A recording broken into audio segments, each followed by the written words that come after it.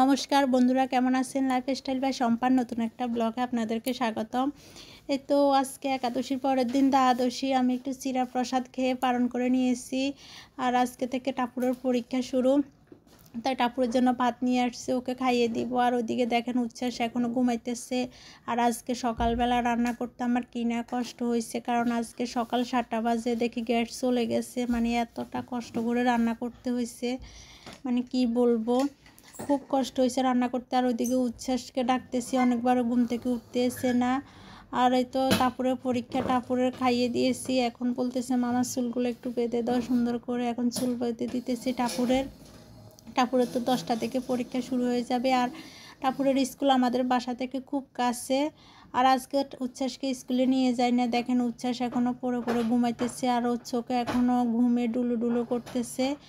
আর এই তো ও ঘুম থেকে উঠার পরে কত বাজে শো আর কত বাজে উঠে ও নিজেও জানে না। এইভাবে চলতে থাকে আধা ঘন্টার মতো। আর এই তো টাপুর রেডি হয়ে নিয়েছে, আর ঠাকুর প্রণাম করে নিতেছে। টাপুর স্কুলে চলে যাবে পরীক্ষায়, কারণ খুব তাড়াতাড়ি চলে যাবে আজকে।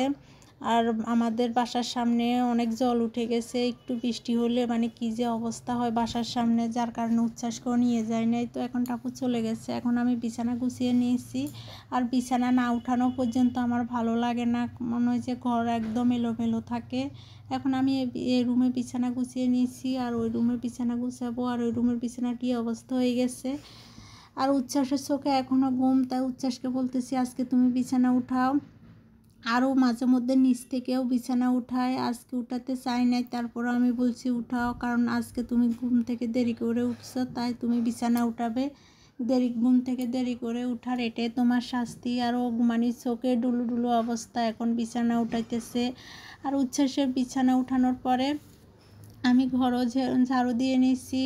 আর মানে ঘর ঝাড়ুর বিছানা না উঠানো পর্যন্ত আমার ভালো লাগে না। এই তো এখন উচ্ছ্বাসের জন্য ভাত নিয়ে আসছি, আর টাপুরের সবগুলো ভাত খাই নাই, তাই টাপুরের ওই থালাতে উচ্ছ্বাসকে এখন খাইয়ে দিতেছি। আর উচ্ছ্বাসের তো বেগুন ভাজি আর ডাল ভীষণ পছন্দের খাওয়ার, ওকে বলছি নিজে হাতে খাওয়ার জন্য, ও খাবে না, কারণ ঘুম চোখে এখনও মানে হাত মুখ ধোয়ার পরও ওর চোখে ঘুম, কালকে রাত্রে ওর ঘুম হয় নাই। কালকে ওর অনেক পা ব্যথা করছে, রাত্রে অনেক কান্নাকাটি করছে, এই কারণে আজকে সকালবেলা ঘুম থেকে উঠতে পারতেছে না। আর আমার তো ভীষণ খিদা লাগছে, কারণ আজকে একাদশীর পর দিন। আর আমি শুধু একটু চিরা প্রসাদ খেয়ে নিচ্ছি, এখন 11টার মতন বেজে গেছে। আর ওকে বলতেছি তাড়াতাড়ি খাওয়ার জন্য। আর ওর মুখে যদি একবার ভাত ঢুকানো যায়, আর এটা 10 মিনিটও শেষ হয় না। আমি টিভিও চালিয়ে দিচ্ছি যেন ওর ঘুমটা মানে চলে যায়। এই তো এখন উঠে খাইয়ে তারপর আমিও ভাত খেয়ে নিব। আর আমি ভাত খাওয়ার পরে উচ্ছ্বাসকে একটু পড়াতে বসাবো, আর আমার সব কাজও শেষ। আর উচ্ছ্বাসকে তো আজকে স্কুলে নিয়ে যাই না, ওই যে বাসার নিচে অনেকগুলো জল ওঠার কারণে। তাহলে আজকের মতো এখানে বিদায়। আপনারা সবাই ভালো থাকবেন, সুস্থ থাকবেন। নতুন আরেকটি ব্লগে আপনাদের সাথে দেখা হবে।